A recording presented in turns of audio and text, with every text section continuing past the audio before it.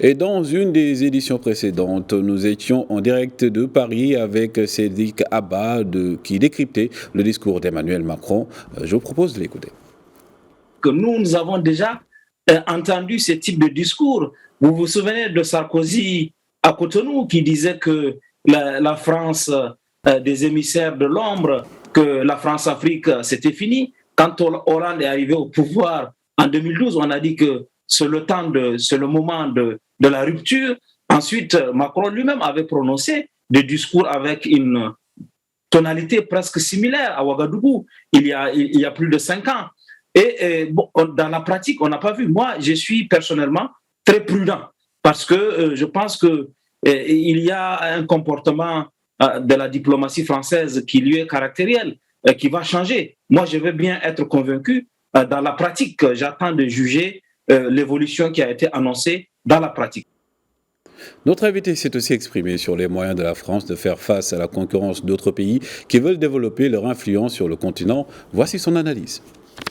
Je crois que si la France fait ce que Macron a dit, elle peut garder une part de respect et de présence en Afrique. C'est quoi ce qu'il a dit et qui me semble important? Il a dit que nous n'avons pas les moyens de la compétition avec les autres sur l'ensemble du segment.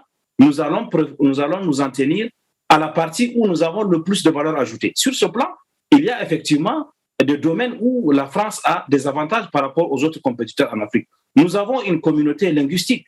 Nous sommes francophones et d'ailleurs, le président Senghor, le président Amani Diori, le président Bourguiba ont fondé la francophonie et la France a pris le train en marche. Donc, il y a cette proximité linguistique, cette proximité culturelle. Il y a aussi le fait que une grande partie de l'élite africaine a été formée en France ou aspire à venir se former en France. La France a dit, d'après le président Macron, qu'elle va considérer cela comme un avantage et elle pourra mettre le cursus, renforcer en tout cas la coopération culturelle, la coopération universitaire, les échanges d'étudiants. Donc, les instituts culturels français qui sont en Afrique vont avoir un rôle à jouer. Sur ces aspects-là, je crois que si la France continue, si en tout cas la France prend conscience de son avantage comparatif, elle peut être présente en Afrique et sa présence peut avoir de la valeur ajoutée.